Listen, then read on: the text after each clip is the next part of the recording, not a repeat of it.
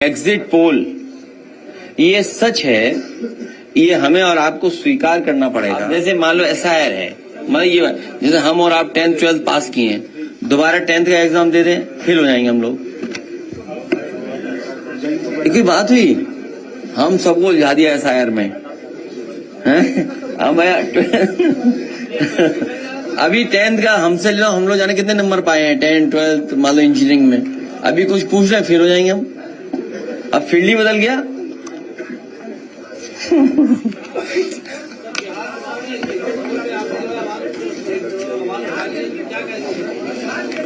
देखिए,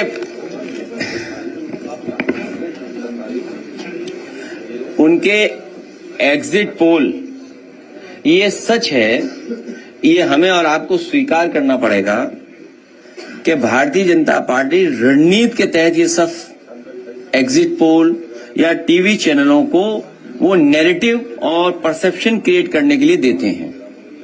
और ये बात भी छिपी नहीं है कि अगर चैनल्स को फंड न किया जाए तो चैनल्स नहीं चलेंगे, क्योंकि उनका प्रतिदिन का खर्चा बहुत है, महीने का खर्चा बहुत है, वो कैसे खर्चा निकलेगा।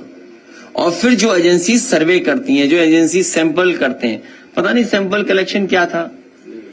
जैसे यूपी का उदाहरण है, तो उनके एग्जिट पोल में और उनके अपने सर्वे में तो 2 ही तो जीत रहे थे, कि 1 भी नहीं जीत रहे थे हम, हैं? नहीं 1 भी नहीं जीत रहे थे।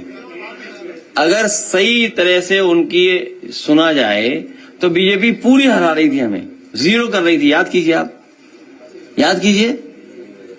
और फिर क्या हुआ, उनको कितना बुरे हारे। और सच्चाई में कह रहा हूं, जिला अधिकारी उस समय का फर्काबाद का बेईमानी नहीं करता, बेईमान जिला अधिकारी था वो। मैं फिर कहता हूं, मैंने पहले भी कहा, फिर कहता हूं, चाहे वो कोर्ट चला जाए, कहीं संस्था में चला जाए, सुना है बड़ा जिला मिला है उसको उस बेईमानी की वजह से, लाठी चलवाई। और जब हम लोगों ने फोन करने की कोशिश की, बात करने के लिए, फोन भी नहीं कर रहे, सोचिए, कोई सुनने वाला नहीं था, और रिजल्ट बदल दिया।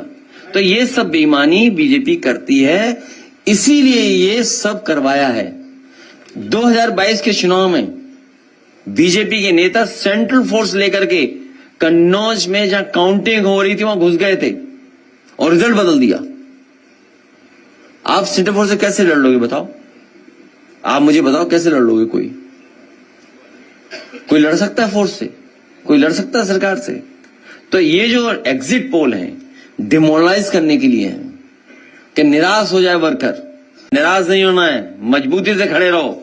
इनकी चंडीगढ़ वाली चोरी सबने पकड़ी है।